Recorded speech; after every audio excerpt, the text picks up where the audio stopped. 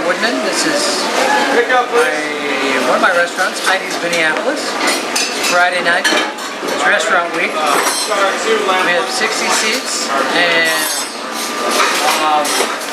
probably end up doing around 140 covers. We open at 5:30 and close at 11. So, fun night. Here it is. You can go ahead, Angie. The carrot is slowly cooked and then pressed, some thyme, and then we're doing this fennel soil. It's kind of like a roasted fennel crumble, if you will. Thyme and lemon sorbet, a little carrot powder, a little beet powder, and then some carrot gel, essentially. Some carrot tops, a little bit of cilantro, and really, in terms of, the eating, presenting it, how we present it, obviously, is key. So, some restaurants that are more casual might not be an issue. It doesn't matter. You just take the plate and put it down in front of the person. But here we try to spend some time thinking about how you're going to eat it. So, put it down, in front of you, and we serve our silverware up here. So. We kind of anticipate that most people are going to be right-handed, and that you're going to eat it kind of starting a little bit with the sorbet and the terrine from this perspective. So hopefully the sorbet is essentially the sauce. So hopefully the design of the plate contributes to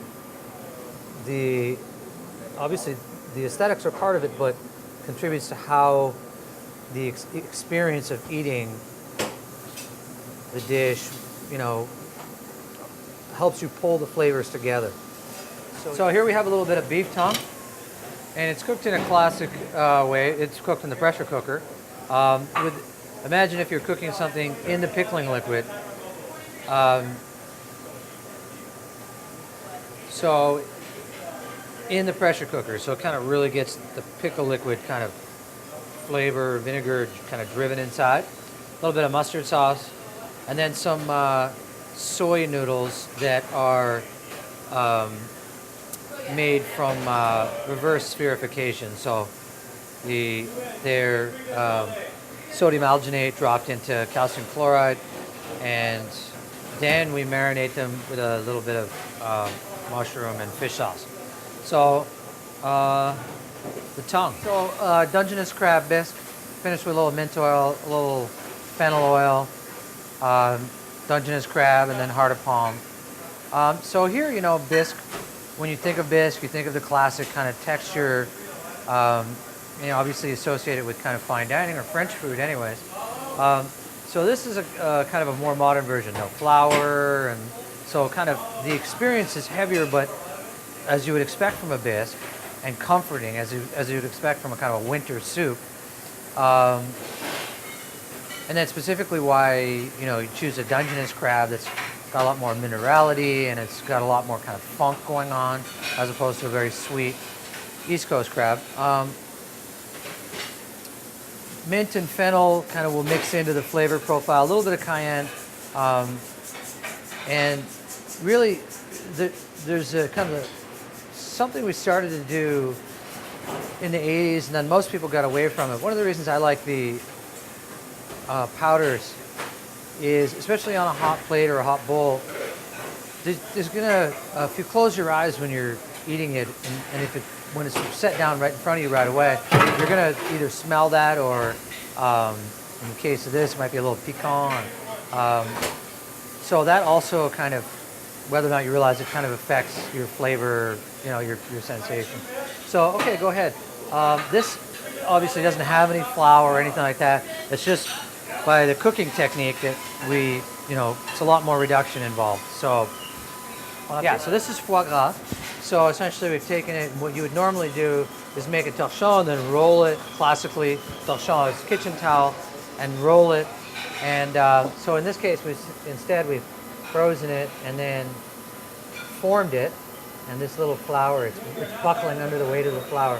A little bit of allspice and then just spread it on your toast. And a little bit of date, a little bit of cherry puree, and then there's some cherries on there as well.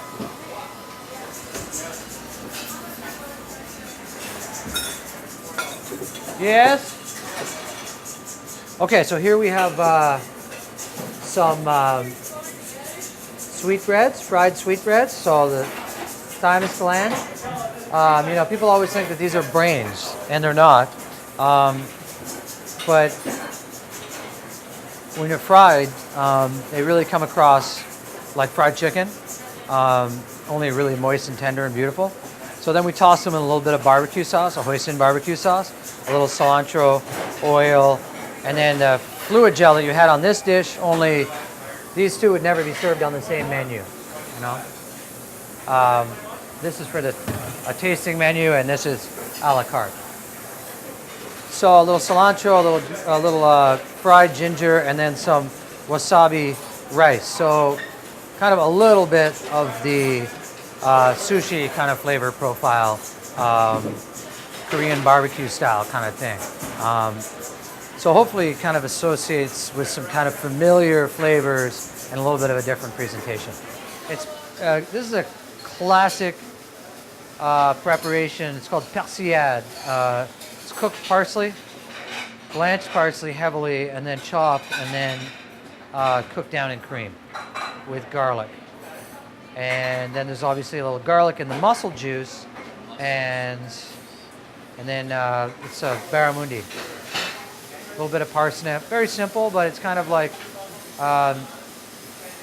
meant to be reminiscent a little bit of like eating mussels, just the goodness without the dealing with the shells and whatnot. But also, the foam, the white foamy thing with fish freaks people out, so that's just fun. It's just by trial and error, and then, some of the people, we kind of, Justin, for instance, worked in Gilton, New York, and they were doing some of that stuff. And the guy he's working next to worked in a place in Boston. So it's kind of like everyone's collecting information and then saying, oh, okay, I know this technique and that technique. And so when we're putting together dishes, it's kind of like people suggesting different ideas or things they've seen or would like to see or like to try. And then, of course, going out to eat, you get all sorts of ideas. We had a meeting today for a couple hours and talk, and then we usually bring in the front of the house with that. So we'll have some key players in the front of the house that are relaying to us specific guest experiences.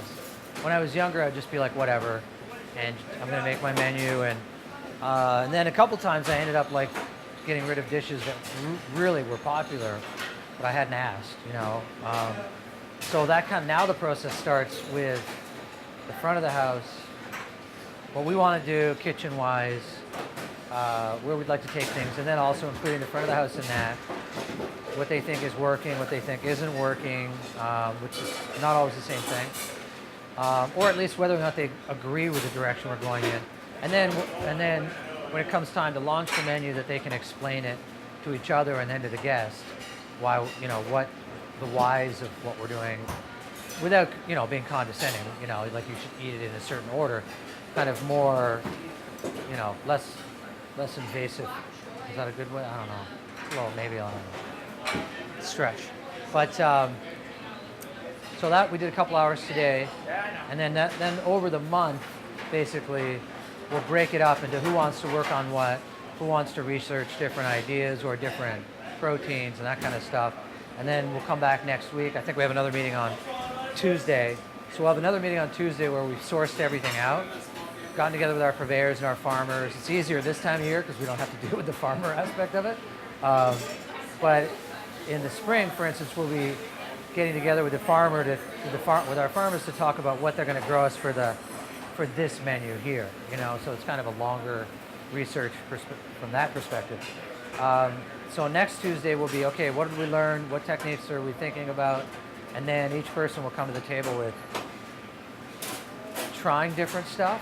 And then kind of mostly my job is to pull it together and kind of make sure that the whole thing works, as kind of an album, if you will, what songs go where and all that kind of stuff. So we've kind of gone like this with the tasting menu. And you know, it was in the middle. You had a couple of very simple dishes, and then we go here and we build back up to the finale, which will be a lot more intricate and a lot more finished. So it kind of hopefully goes with like where the diner is at. You know, it's like fun, great. Oh, now I want to eat. Now it's fun again. You know.